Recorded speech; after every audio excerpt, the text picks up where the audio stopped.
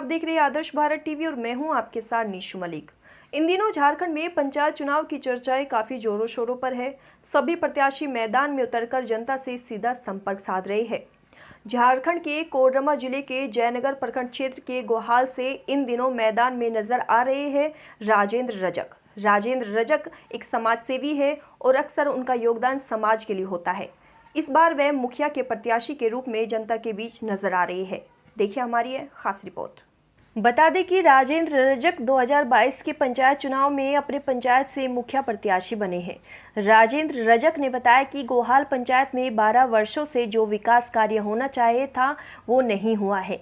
कोई भी योजना धरातल पर नहीं उतरी है। उन्होंने कहा कि जनता के कहने पर वे इस बार मुखिया का प्रत्याशी बने हैं। उन्होंने कहा कि अगर गोहाल पंचायत की जनता उन्हें समर्थन देगी तो वे पंचायत का प्रतिनिधित्व करेंगे और अपने क्षेत्र से भय और भ्रष्टाचार मुक्त व्यवस्था कायम करेंगे। सरकार द्वारा सभी योजनाओं को धरातल पर उतारेंगे। शिक्षा के क्षेत्र में विशेष कार्य किए जाएंगे। जनता के परामर्श के अनुसार ही कार्य किए जाएंगे।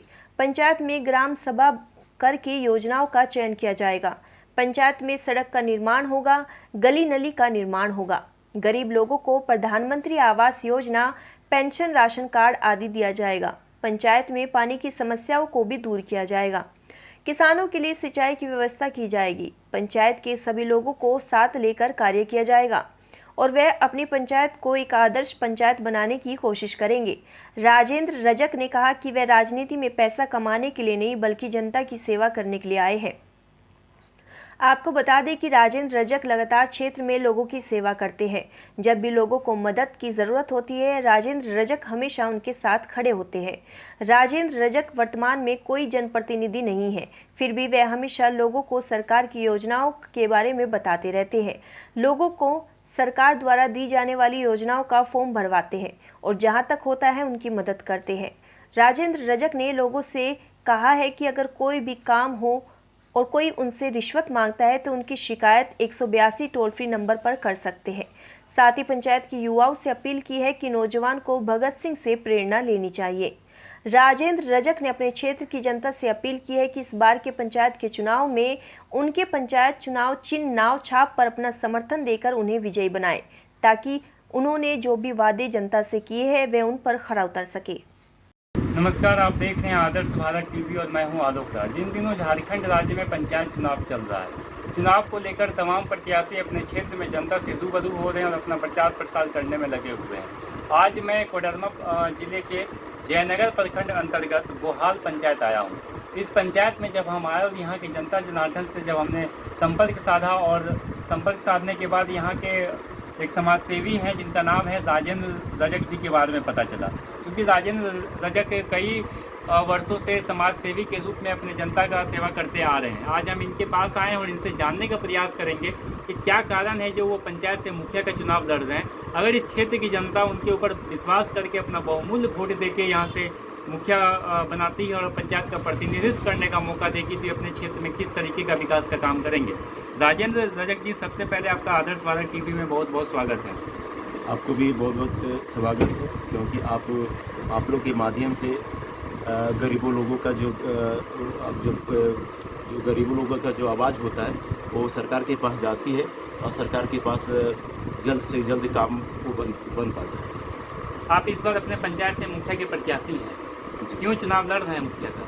देखिए, मैं मुखिया चुनाव में इसलिए लड़ रहा हूँ क्योंकि हमने 12 साल में देखा कि हमारे गोहाल पंचायत में ग्राम सभा नहीं हुई और जो भी योजना आती है वो ग्राम सभा के माध्यम से होती है और ग्राम सभा के माध्यम से होती है तो 12 साल में जो है सो गरीब लोग जो है पूरे योजना से वंचित हो गया।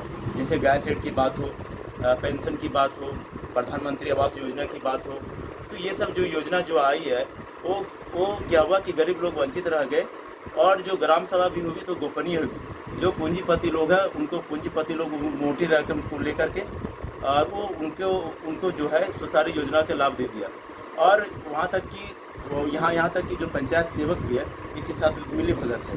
तो मैं क्षेत्र में जो विकास होना चाहिए वो विकास नहीं हो पाया, वो विकास नहीं हुआ। अब मैं कहना चाहता हूँ कि मैं देख रहा हूँ कि दूसरे गाँवों में या दूसरे पंचायत में जो ग्राम सभा होती है वो माइक से अनाउंसमेंट करके होती है, लेकिन हमारा दुर्भाग्य है कि गोहाल पंचायत में जो है वो हमारा अनाउंसमेंट करके नहीं होती है। और अभी मैं देख रहा हूँ कि समस्या जल की जो समस्या मैं देख रहा हूँ कि पूरे पंचायत में जल की व्यवस्था हो गई। ये दुर्भाग्य है कि गोहाल पंचायत में जल की व्यवस्था नहीं हुआ। अभी क्या है कि पूरे परिवार के पूरे यहाँ गोहाल पंचायत के जितने लोग घर के लोग हैं, क्या होता है कि वो सक्षम लोग नहीं है कि अपने चापाकल वो दे सकते हैं। अब क्या है कि अगर वो चापाकल वगैरह नहीं देते हैं तो क्या होता है कि अगर उनके यहाँ चापाकल नहीं तो कहीं ना कहीं वो पानी लाने के लिए जाएंगे। अगर कहीं पानी लाने के लिए जाते हैं तो किसी का अगर घर जाते हैं तो ये क्या 2 बार जाते हैं, और तो उसके बाद भी तो उनके घर वाला भी लोग दबाव करते हैं, भैया क्या हम आपको ये क्या 2 बाल्टी पानी देंगे, उससे ज़्यादा आपको नहीं देंगे। लेकिन इससे भी लोग ज़्यादा खफा है। तो अगर इस क्षेत्र की जनता आपको मौका देगी और आपको मुखिया बनाती है तो आप क्या क्या अपने क्षेत्र में किस तरीके का विकास का काम करेंगे? देखिए, मैं तो सबसे पहले क्या करूँगा कि जो भी योजना आएगी सबसे पहले ग्राम सभा के माध्यम से सबको लाने का काम करूँगा, और जो भी होगा वो अनाउंसमेंट करके होगा। गांव में हमारा अनाउंसमेंट जाएगा कि भैया कि हमारे गांव में हमारे पंचायत में आपका ये योजना आई है, आप लोग वहां पहुंचने का काम करें। आप जो गरीब लोग हैं आप लोग वहां पहुंचिए, आपको उचित